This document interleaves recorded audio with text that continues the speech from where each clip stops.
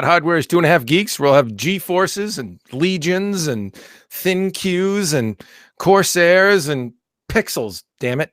Next.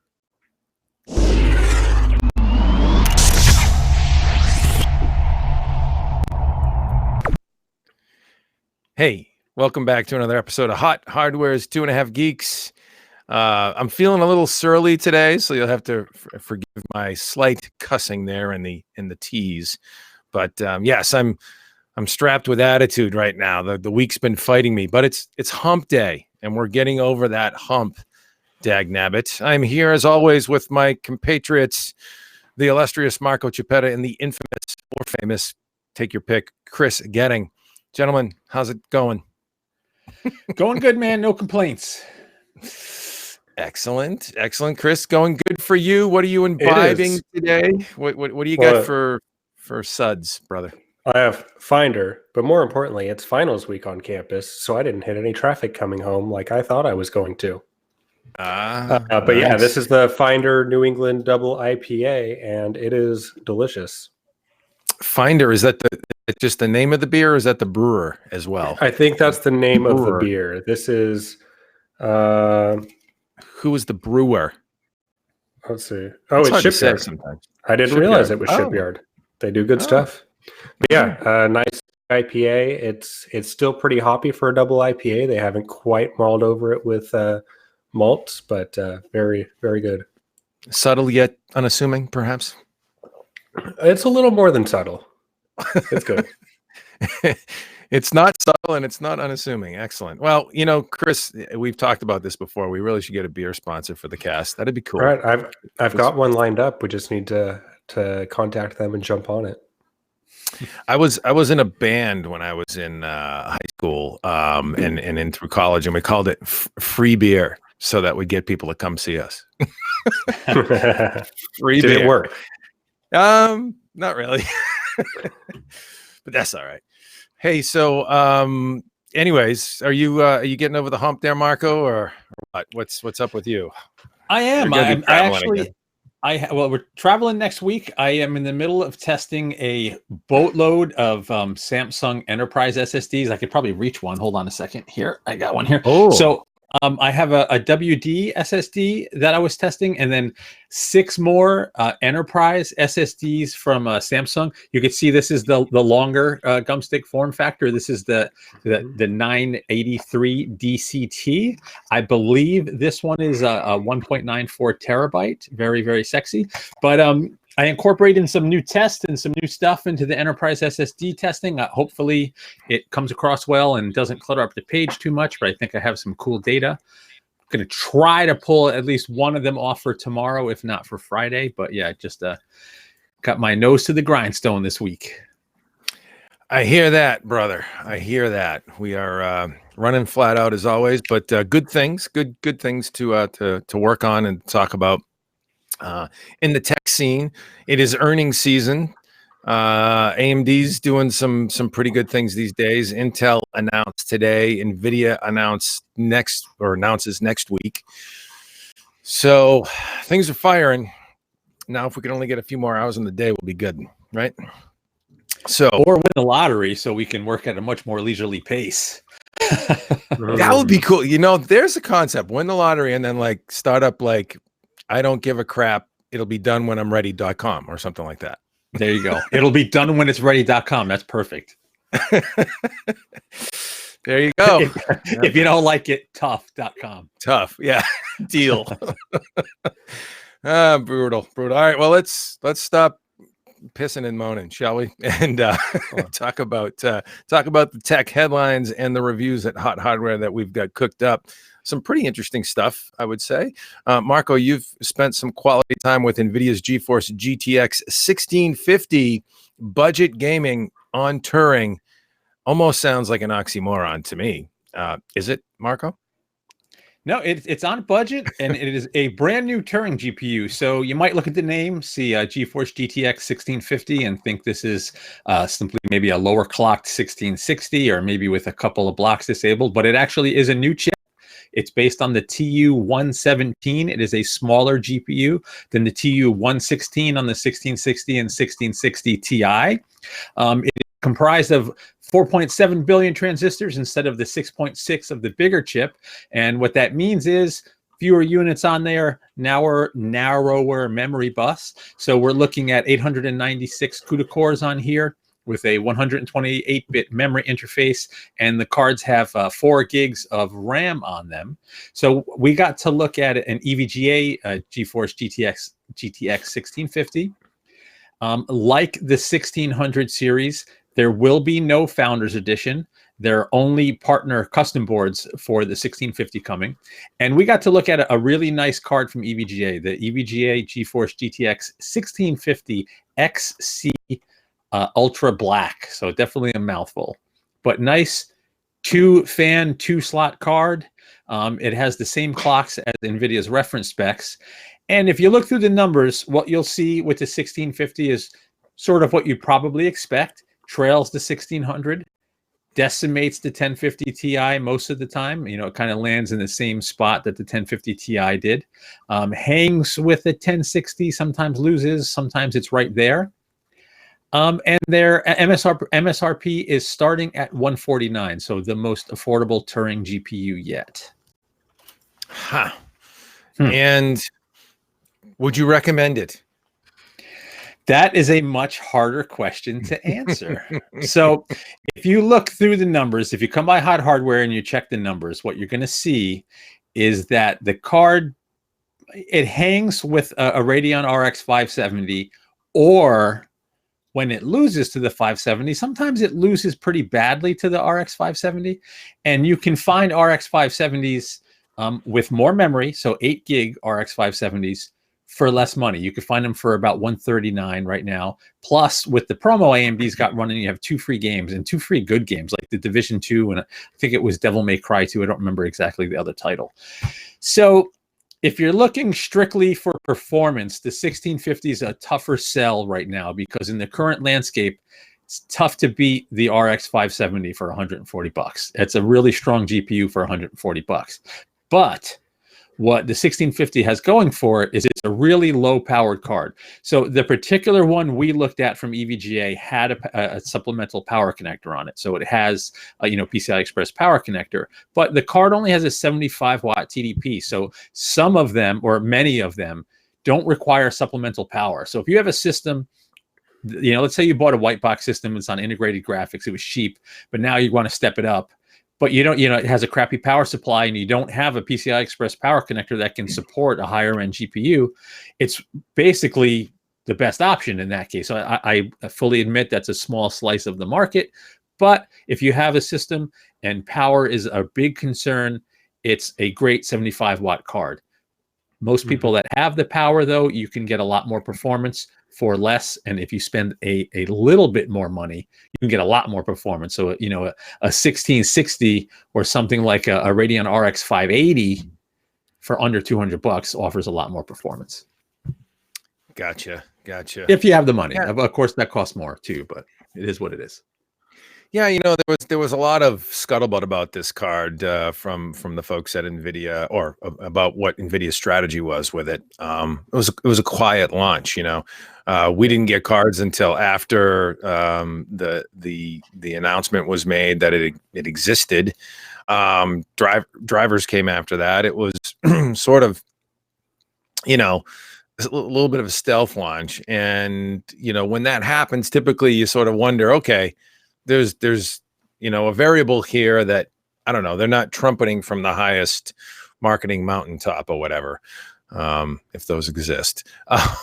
But yeah, so that was my question. And is it really for the price, bang for the buck, worth it?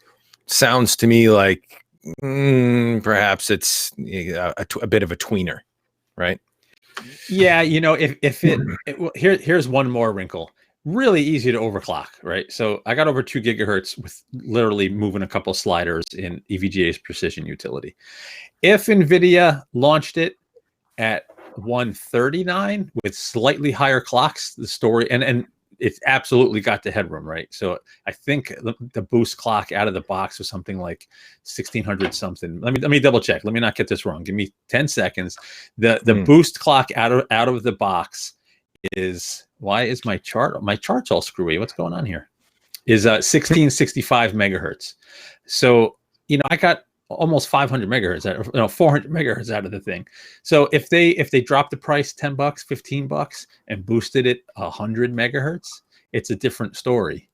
So maybe that's going to be the 1650 Ti if one comes. I don't know. I'm just speculating, but yeah, it just the price performance in light of AMD's recent price cuts and bundle 1650 is not a clear-cut proposition.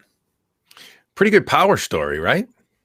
Very good power story. The only thing that consumed less power was a 1050 Ti, but it was 2 watts less, but it gets crushed by the card. So the efficiency is way up there versus the previous gen. Mm-hmm. Yeah. So maybe that's part of, depending on the system it's going in, part of the allure. Chris, is there allure for you here or not? I want to see this as a little 1-slot card, tiny form factor for mini ITX cases. I think that's where this could shine, especially with that low power threshold, not having to run additional power cables to it. Make a great little gaming machine, HTPC type thing. I really like to see that. Yeah, it's funny Chris mentioned that, because that's another good point. Overclocked to over 2 gigahertz without tweaking the fan speeds, right? The thing was max temperature of only 59. So the cooler on this card, way overkill. Could absolutely make a single slot version of this card. I mean, you could stick a system with something like this, in a little NUC-sized box, tuck it behind your TV, and be set. Yep. There you go. Yeah, you could probably see this coming to, what is it? Zotac does. I'm trying to think of the brand. Gigabyte's got the. Well, does Gigabyte still do their bricks box? They do the bricks. I don't know if they have. I don't know if they have a gaming one. The Zotac's got the Z boxes. The Z box. That's what I was trying to think of. Yeah, the Z boxes. Yeah, it'd be pretty cool as a home theater PC kind of thing. Well, check it out. We've got the review up at HotHardware. You can get all the benchmarks and particulars that Marco poured through in painstaking detail. Dagnabbit. Anything else on that before we move on, Marco? No, I think we covered it, and we covered it well, fellas. Okay, cool. Yeah, good stuff from the folks at Nvidia. Good to have the GPUs firing. Word is we're going to hear something from AMD one of these days soon on Navi. And lots of rumors going on out there that it might be competitive with an RTX 2070, but it's just rumor right now. And, also rumors that AMD is going to be coming in with some price advantages as usual, lower cost leader kind of approach. But again, rumors and scuttlebutt, nothing confirmed. We shall see, but stick with us in the weeks ahead because we'll definitely be covering it at HotHardware. So let's move on, and I'm going to jump a little bit out of order. I'm going to jump a little bit out of order. I'm going to fire Chris up on something in the mobile scene that we took a look at recently. Why not? Because I don't want to hear myself talk too much. We'll go to Chris. The LG G8 ThinQ, an affordable, capable flagship smartphone. And, I've always liked LG phones, and they bring a lot of features for the dollar, I've come to find out. The software for them, for me, has always been a little bit of a sticking point depending on the model. How did you find this guy, Chris? Snapdragon 855, all that good stuff, right? Yeah, so I can't say I've always liked LG phones because the G5 was a bit of a sore spot. Oh, but yeah, that's right. Said, forgot about that one. The G8 is a fantastic phone, and I'm loving it, and it seems to be very, very underrated. It is on paper just about every bit as good as the Samsung Galaxy S10 performance-wise. It's got the Snapdragon 855 in there. It's running 6 gigs of RAM. Some of the Galaxy variants get up a little higher, but still 128 gigs of storage. And it flies. No performance problems at all. It has a 3,500 milliamp hour battery. So it is lasting a long time. I'm coming from the regular Pixel 3, and I am noticing a definite improvement in battery life over that, which is a big plus point for me, because I still have a soft spot for the Moto Z, which were getting me 12, 13 hours of screen time on a single charge before I even put a battery pack on them.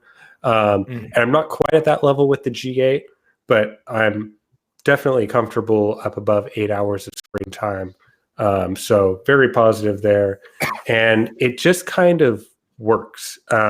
They did a really good job with the interface on this. It just gets out of your way, but it's still customizable. So you can do a lot of things.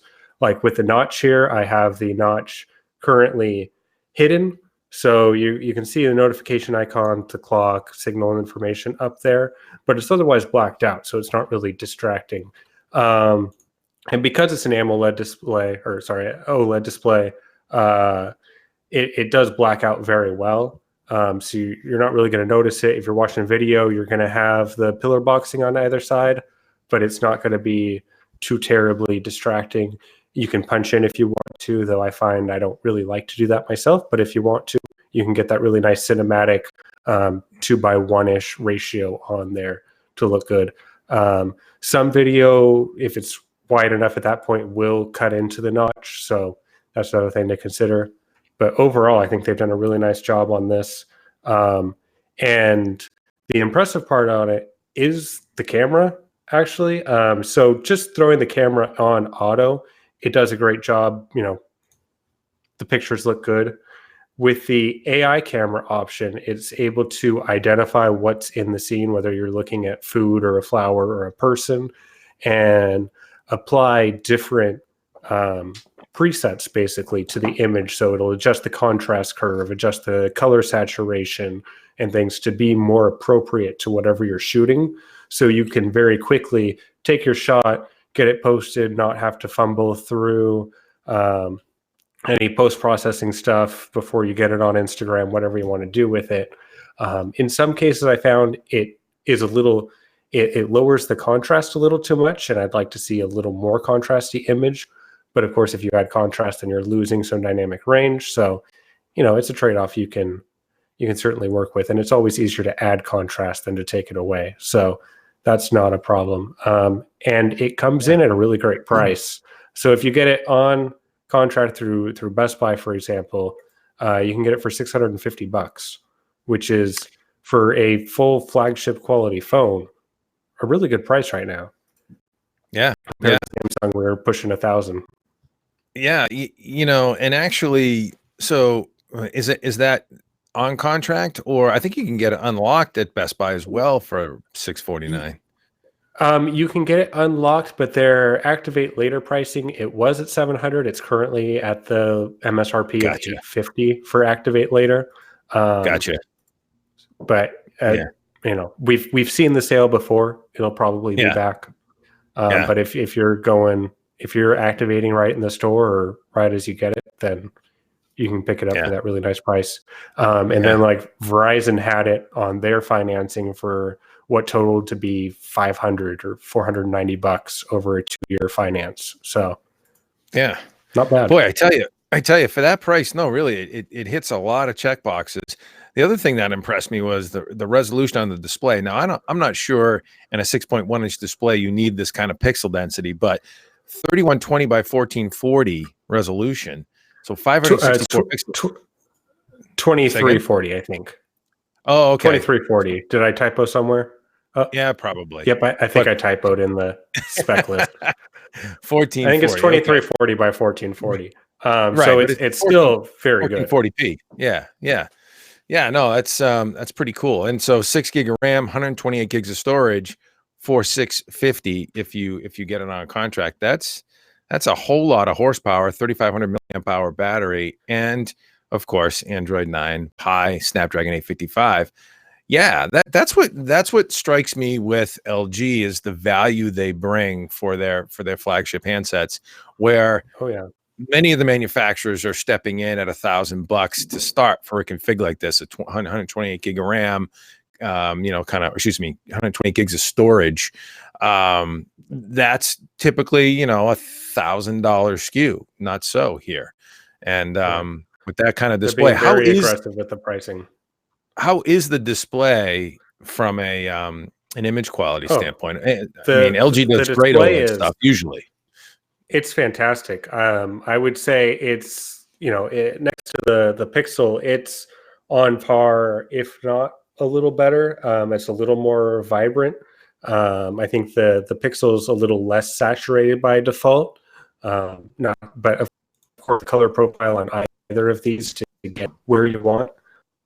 But it looks great. I think I would, you know, take it even up against a Samsung. It seems. Am I freezing up a little bit? Yeah, you're getting a little jittery there, buddy. I don't know if you can close some windows or whatever that might be consuming bandwidth, but yeah, no sweat. Go ahead. I think so I've actually started using it as my daily driver over my Pixel, which I didn't expect when I first got the phone for review, but it works really well. And the interface is very Pixel-like. After a couple of settings, you know, you can get the same gesture navigation as the Pixel. And the settings menu and everything is just very slightly tweaked. It's not like the Samsung that has, you know, a very heavy skin over it, especially with Samsung's Pi version. I've noticed has taken a pretty big departure again from stock Android.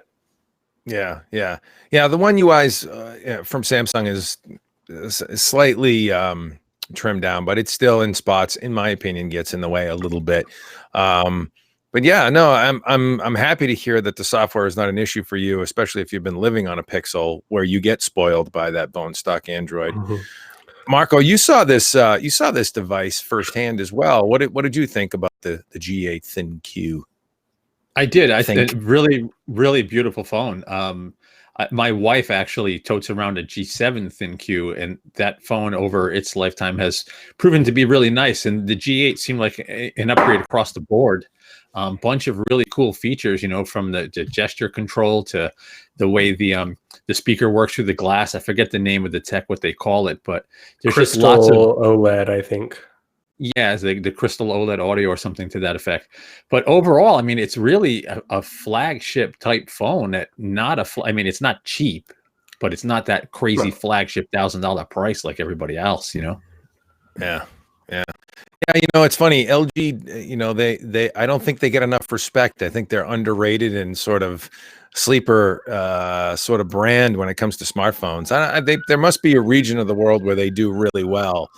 But yeah, here in the US, I don't think they get enough love because I've been pleased. Actually, I'm trying to think. There was an LG model that I stuck it out on for a while. I want to say it was the V20. I think you had the V40. Yeah, it was the V40 I ran for a while, and I did run the G6 for a while, LG G6.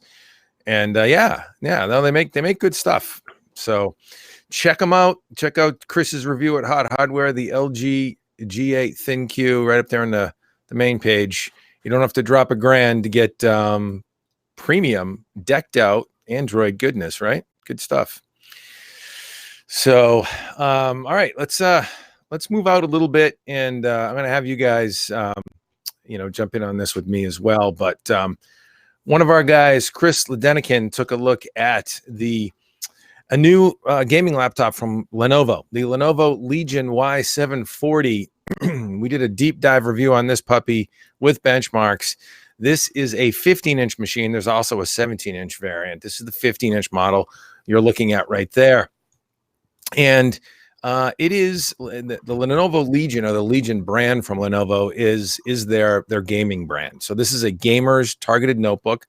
What's interesting is it's created a fair bit of buzz since we posted it. There's a lot of folks following this notebook specifically, and I think it's because it sort of strikes a nice happy medium of portability as well as, you know, some solid gaming chops. So when you talk about a 5-pound machine, just a hair over 5 pounds, and, you know, decently trimmed bezels around the display, you've got a little bit of meat underneath the display to raise it up off the keyboard deck, but 15.6-inch 1080p display 144 hertz, so high refresh rate display with G-Sync on board, powered by a 6-core 8th generation Core i7 Intel processor, up to 4.1 gigahertz, and an Nvidia GeForce RTX 2070 Max-Q, 16 gigs of RAM, all the good stuff. Battery is a little on the svelte side for our liking, 57 watt-hour battery. But that helps keep that weight down. So it's 6 and 1/2 dozen of the other. It depends. I mean, if you're going to be gaming, you're probably going to want to be plugged into the wall anyways. This smaller battery gives you a little bit less weight. But we would have liked to see perhaps a little bit stouter battery in there to help battery life when not gaming. But dropping in as configured for under $2,000, which for a 2070 class GPU, a 6-core processor, Intel processor on board, 16 gigs of RAM. We also had 512 gig NVMe PCI Express solid state drive. And I'm trying to think, I think there was actually a 1 terabyte 7200 RPM hard drive on board as well for bulk storage, and all of that configured under $2,000. So really good value for the spec list for sure, especially when you're talking about a high refresh rate panel like that with G-Sync.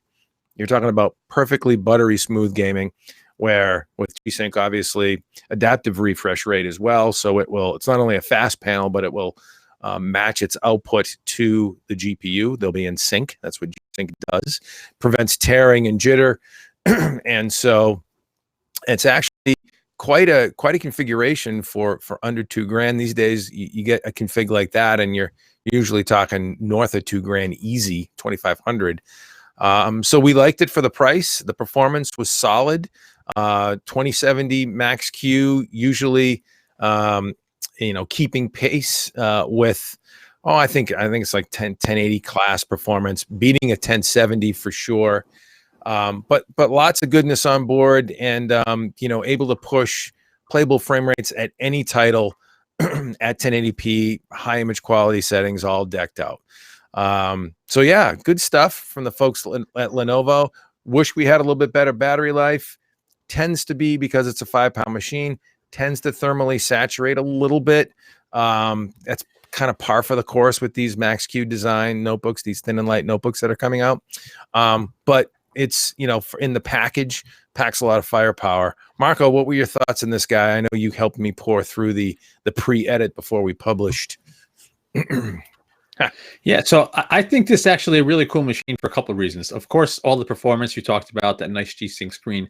But when you look at this particular notebook, right, if you look at most gaming notebooks, there's no mistaking that they're targeting gamers. They're really gaudy and garish with crazy designs and lighting all over the place.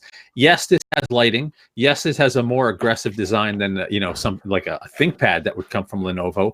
But if you want a really powerful notebook for content creation that's also great at gaming, this machine could almost get away with being on a meeting room table without drawing too many eyeballs. So it's sleek. It's a good looking notebook. It's got really good horsepower. Like, it's a really well balanced machine. It's not class leading in any one category in terms of performance, but all of that hardware together is really well balanced and works well in this notebook. So I think it's really nice. There's very little I would complain about with that notebook. Yeah. Yeah. No, it's the nice thing with Lenovo, and we've seen this over the years with certainly their ThinkPad generation, but a lot of their notebooks, they have great keyboards, and this is no exception. Chris noted a little bit of a mechanical or ergonomic issue that for him he felt could have been optimized a little bit, but the function row on the left-hand side sort of offset the keyboard from the trackpad. It wasn't perfectly centered. I think you'd adapt to that pretty quickly, but it might be a learning thing. But one of the things that I've always liked about Lenovo keyboards, and it's why I actually use their ThinkPad as a daily driver, is that they have these shaped keycaps, and so they really do a nice job of executing on tactility, key shape, key travel, so that you actually do you have a comfortable typing experience. It's not the chiclet setup that we're used to. Certainly gaming notebooks have better keyboards by and large anyways, but this is a nice, compact, dense keyboard. Does not have the numpad, if that's a thing for you.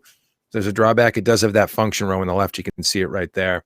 Backlit and individually RGB backlit. So you've got all kinds of configurability via, interestingly enough, Corsair's, I think it's IQ. I got to pull up what they call it. Their software for lighting software for configuring lighting. Yeah, it's got all kinds of features in there. Killer wireless 802.11ac NIC. So, traffic shaping on the NIC for gaming, if you'd like to do that, to optimize your gaming experience with killer networks technology. Chris, is this your kind of notebook, or are you more of a full-figured guy? Well, if I was going for a gaming notebook, this would probably be a strong contender. But again, I'm Ultrabook guy, so I'm not really looking for gaming performance in my notebook. I'll stick to the desktop for that. But for what this offers and for the price, it seems like a really good value. Yeah, the other thing that was nice about it too is it's anti-glare screen. So I did a little bit of movie watching on it. You can see some on page 2. We actually did a little preview on some high def movies that we were pulling off YouTube, just to sort of see what the video viewing experience was like. And it's nice because it's anti-glare coating on the screen, so you get good viewing angles and less glare, and so those viewing angles are maintained even better. So with that 144 hertz refresh rate, it's a 300 nits panel. It's not crazy bright, but it's decent. There you go. There's Bumblebee. It's actually a pretty solid display from an image fidelity standpoint as well. So can't really say too much about that laptop from a drawback standpoint, with the exception of a little bit larger battery would be good. Typically in this class of machine, a 15-inch machine, you would see something in the order of a 75 watt hour battery, maybe 72 to 75. And I think that would probably get you another hour, maybe perhaps over the 57 watt hour battery, maybe a little bit less, not for gaming, for like video watching or Netflix streaming or what have you. So when you plug this thing into the wall, obviously you're going to get best gaming performance anyways. You're not going to really game on battery. Nobody, I guess guys do that, folks do that, but not a lot, right? You want full performance of your GPU, so you're going to want to plug it in. But it's the movie watching, and we do a video loop test that kind of bit it, right? It was at the bottom of the pack. We only lasted about, it was a little under 2 hours doing a video loop test, HD video loop test that we do. So, a little bit more battery life there would be good. Can't quite get through a full length movie on the existing battery. Probably if you dim down the display and you're sitting in a nice, cozy dark room, perhaps. But yeah, that was the drawback. But if you're a gamer and you don't care and you're plugging into the wall, then you're good to go. Desktop replacement machine, to be sure. And the Lenovo Legion, they're making a name, and it's interesting. Lenovo has not been known for their gaming products, but of late the Legion has been growing. The Lenovo Legion, right, Marco? Yeah, absolutely. And not just the notebooks too. They have some decently priced, good-looking desktops as well. Yeah.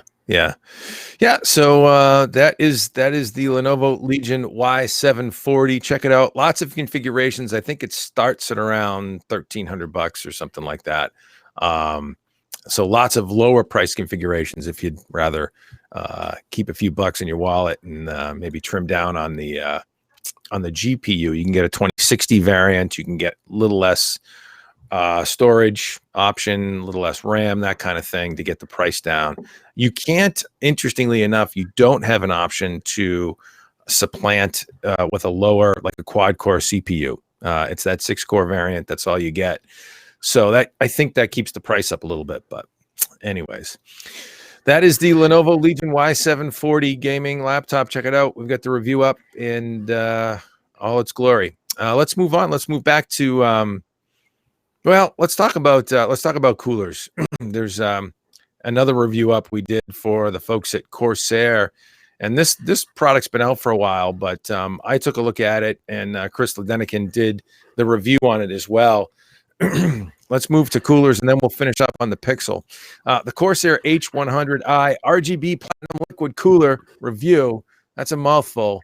Powerful and customizable. Yeah, so this is a nice cooler, all-in-one liquid cooler from the folks at Corsair. They make great stuff, by the way. We've been working with Corsair for a long time. Their stuff is usually rock solid. 5-year warranty on this. It is a big cooler, 240 millimeter radiator size.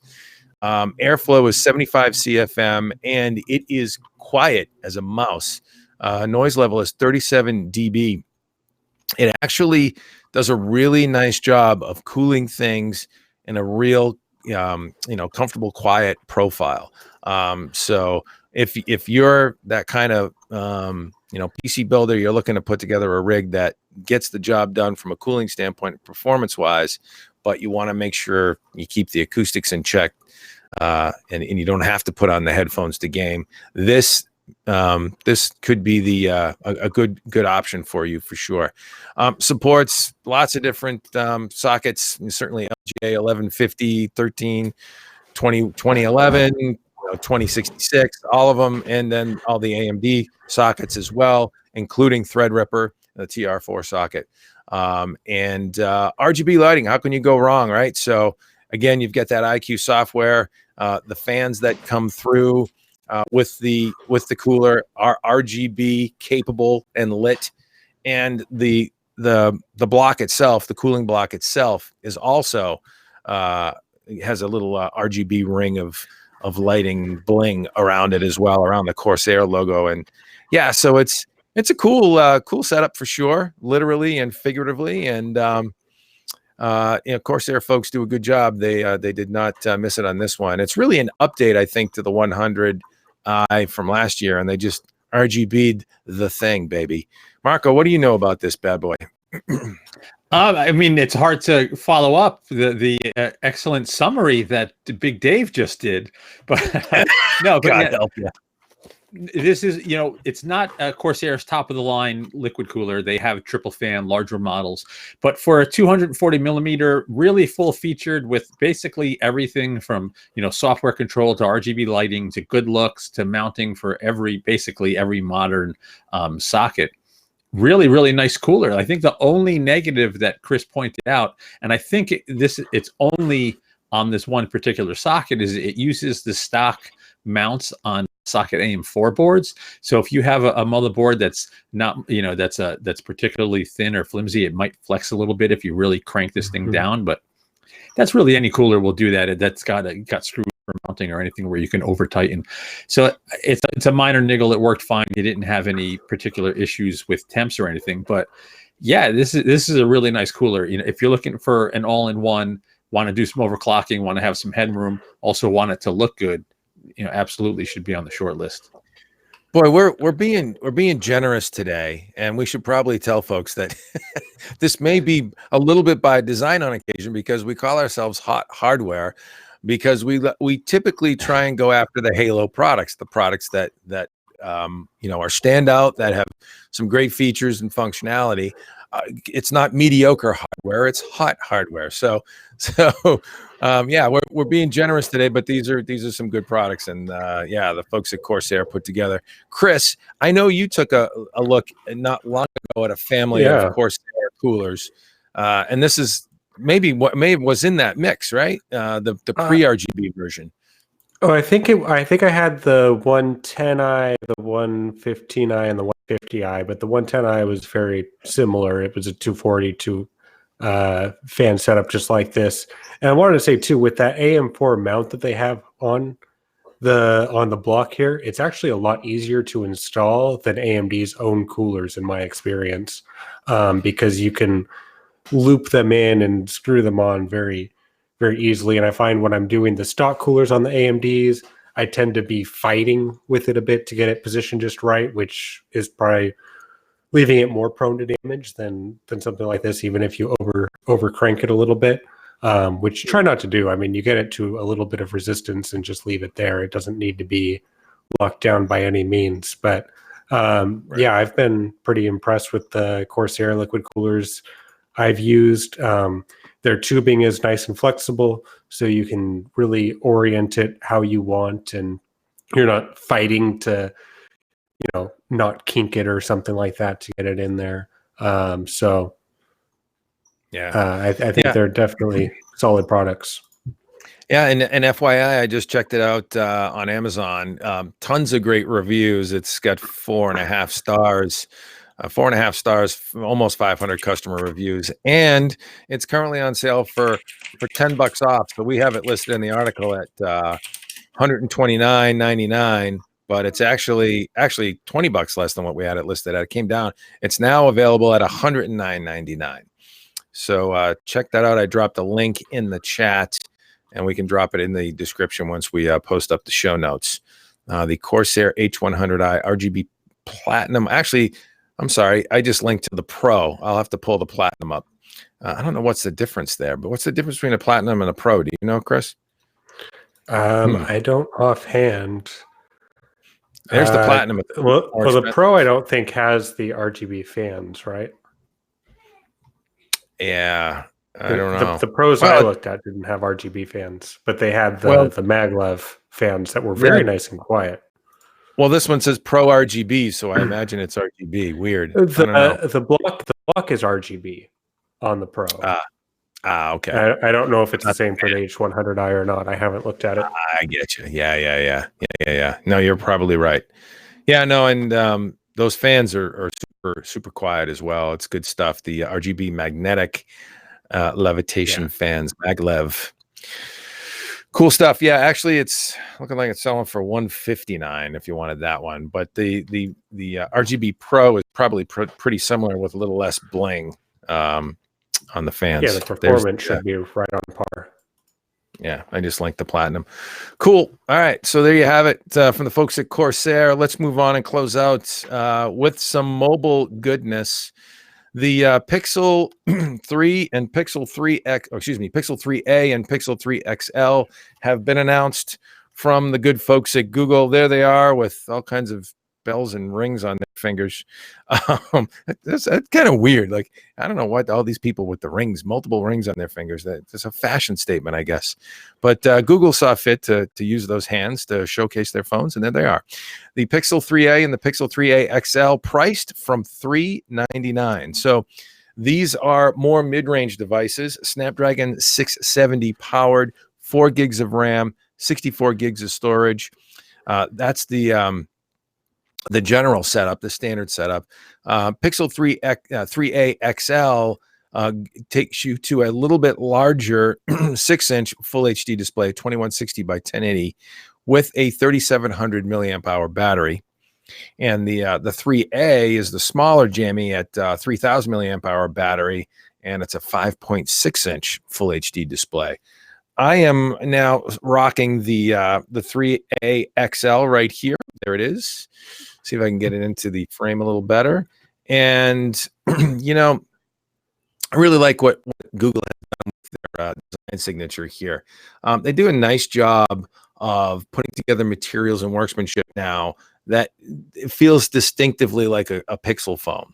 And, from the color keys on the, simple stuff on the screen lock power button to this really nice matte finish on the back and a little gloss up top. Try and get that in a little closer. Sorry about that. It's really it's just a well-designed phone. Feels great in the hand. You've got bezel. You've got bezel. If you can deal with it, I think you can. But the display is nice too. Yeah, it's we've been dealing with it, all our life until recently, until trimming down the bezel became a thing. I'm going to unlock it there. There you go. Blowing out the screen. That's OLED for you. I am looking forward to getting into it and to seeing what the performance is like with the Snapdragon 670. I don't think I'm going to notice it in my daily driver sort of workloads, but I'm going to live on it a little bit. Chris, you're rocking a Pixel 3a yourself right now, right? Or you have possession of one? The regular Pixel 3, not the A.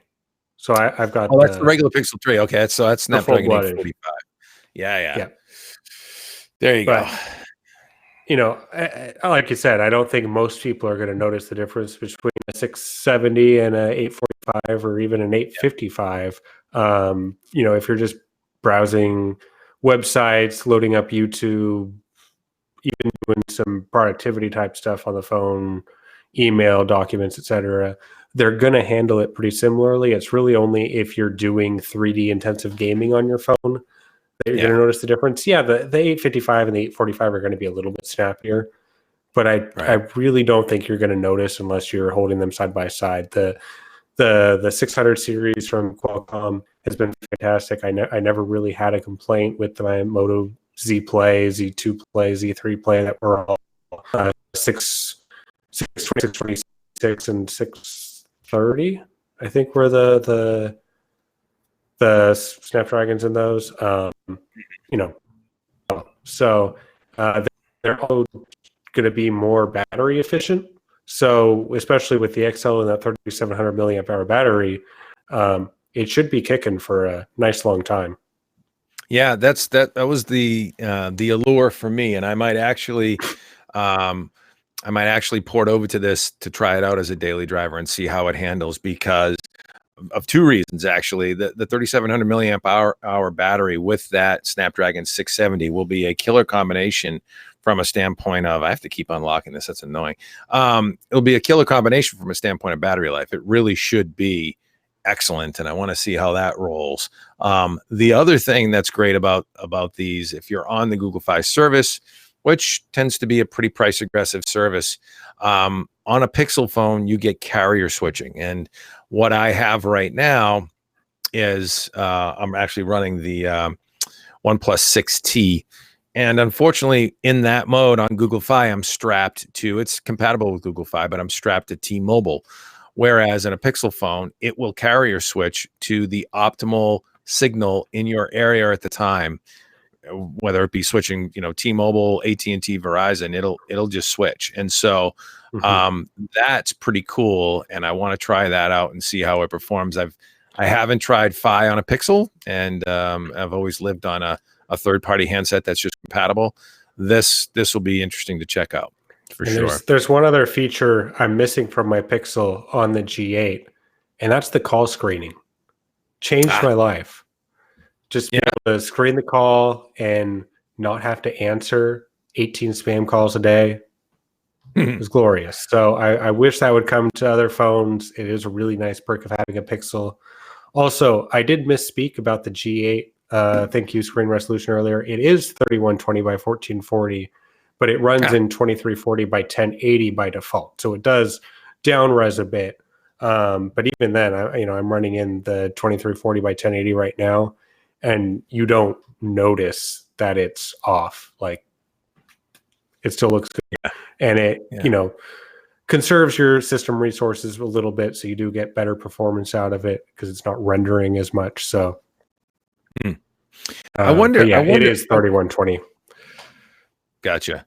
Yeah. Now going back to Google, I wonder how Google is doing with handsets these days. There was a time when I remember looking at the numbers, market share numbers, and there was a time when people were surprised at how they weren't selling.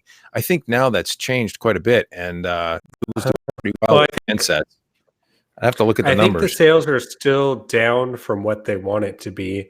I saw an article pop up on mine the other day that said the Pixel sales were disappointing, and I think a lot of the problem is for the general audience, when it's priced against a Samsung, they already know the Samsung. So even if they're spending $100 or so more, really they're probably buying it on finance, where it's a difference of pennies a month between the two, and they're just going to go with the Samsung because that's what everyone else has. Where I think they have a real advantage with these A variants because they are so much cheaper, but they still have Google's name behind it. I think these are going to sell really well. I would agree. $399 for the 3A, the smaller 5.6 inch. The 3A XL is $479, and when you compare that even to the Pixel 3 and the Pixel 3 XL at $799 and $899, that's a huge discount for, as you noted, performance levels that most folks just aren't going to notice. You're just not. Snapdragon 670 is one of the most recent iterations of Qualcomm Snapdragon 600 series. So it's pretty well goosed up, you know, and will handle pretty much any mainstream workload, unless, as you noted, you're a big gamer. You know, you're probably going to want to think about Snapdragon 855. Marco, what do you know about these guys? Have you experienced a Pixel yourself? I know you get the Pixel 3, right? Yeah, so I have the Pixel 3 and Pixel 3 XL because I reviewed them and tested them. Yeah. These new ones, I don't know enough to have an opinion. I know it was just announced yesterday, correct? At Google I/O. Yeah. So in terms of the design, they look very similar to the Pixel 3s that I have on hand, and in terms of performance and camera and all the the software, killer phones because it's just clean, pure, beautiful Android, and you have the nice cute colored power buttons, and Google does some fun stuff. I wasn't a complete fan of the UI. In the stock Android, I guess I just been using Samsung too long to fully adjust to it. But yeah, they're gonna kill it with these phones. They're definitely gonna kill it with these phones because of the price point. So the gesture navigation that they have now does take some getting used to. I think a lot of people are going to prefer the classic 3-button setup at the bottom, like Samsung still uses. Though Samsung's gesture navigation option that they have now, I don't like at all. You have to like swipe on every button. I don't like it. But yeah, I get what you're saying with that. But I think that the overall experience is much more pared down and streamlined, and I find it easier to find things in settings and stuff. But maybe it is familiarity. It is too. It's not even. It's like initial, freshly set up out of the box. Because I think most people, I think you guys would agree. Once your phone is set up to your liking, and your most commonly used apps are right on your home screen, you're rarely digging into any menus. And then everything's good. Then you really appreciate that clean, pure, fast, unadulterated Android. It was just that initial setup and having to explore it and how different it was exploring it that was a little off-putting. Do you miss Windows Phone? I missed Windows Phone. Did you see the story we put up yesterday about the dude that ported full Windows 10 to the Lumia? I'm going to try that, right? Do it. Yeah, no. I gotta get used to that too. I think I haven't actually experienced the latest iteration of the Android interface on the Pixels. That's what bothers me a little bit about Google sometimes is they are big on flattening everything out. Like you want a clean interface, clean to the point where it's not intuitive anymore, or it's not intuitive enough. So I'm hoping that's not the case. I got to, like I said, live with this a little bit. But yeah, Google's famous for that. It's like, everything's super flat, super clean, super, there's like no configuration buttons, no option, nothing. It's just bang. Here's your interface. Figure it out. Yeah, I'm cool. Maybe I'm an old guy. I'm cool with the light graphical options. It was like everything was a swipe. Instead of there just being a button, it's not 90% of it stuff you had to find, you had to swipe to, and it's not a huge deal. You definitely would get used to it, but when you're used to just having a button to do stuff, it's just you have to adjust. Yeah. No, I'm excited though. I think the battery life in this thing's going to be killer. I'm going to fire it up and try and live on it for a while and kick the tires, but good. And that's it. The Google Pixel 3a and 3a XL. Stay tuned to Hot Hardware for our full review on that in the weeks ahead. Who knows? Maybe I'll even get up a YouTube video on it, video review, if I'm feeling spry. Today I'm not. Anyways, we're just about done with the top of the hour here, gentlemen. Any parting words? Marco, we turned 20 years old. Not us, but Hot Hardware this year. Are we going to do something about that? We should celebrate, right? We really should. It's our 20th anniversary this year. It's EVGA's 20th anniversary this year. It's AMD's 50th anniversary this year. So we should do some sort of anniversary giveaway. Perhaps EVGA AMD. Well, no, those two companies don't actually get along very well, but perhaps one of the other companies celebrating an anniversary would be into that. So we have to get the ball rolling. Just so busy lately. I hate saying that, and I know it's annoying when people say how busy they are, but you know, we just have been cranking. So to put together a giveaway has been hasn't been easy, but we should definitely do something. Chris, have any ideas? Chris? I think a nice custom build always goes well. Sure. Yeah, maybe we can do a little bit of both, right? Can do any EVGA build with some Intel and Nvidia, and we'll have an AMD build with some Ryzen, and you know, who knows what else? All kinds of good stuff. Yeah, maybe we can. Let's put together 3 rigs, Marco, and just give them away like Santa Claus. You know, I would do it, and then what? You guys can all come down. I'll cook, and we'll build them together on a live stream. You know, if we could put an Intel GPU in there, that'd really draw some head. In 2020, get it? 20th anniversary. 2020 is coming. Hey, we could work something out. That might be a bit of a stretch. But at any rate, with that, we will bid you adieu. Stop by HotHardware.com, where you can find us on the web, Twitter.com/HotHardware. Tweet us. We'd love to hear from you. YouTube.com/HotHardware vids or HotHardware. Thumb up, subscribe. We try and get here every Wednesday at 7. So we're cheating today. We're a little bit early, but hey, you know, we got people to see and things to do and all kinds of crazy stuff like that. But thumbs up, subscribe. Join us. We'd love you to join us if you can. And that would be about it. Right, guys? I think so. Yeah. Thanks for stopping by, everybody.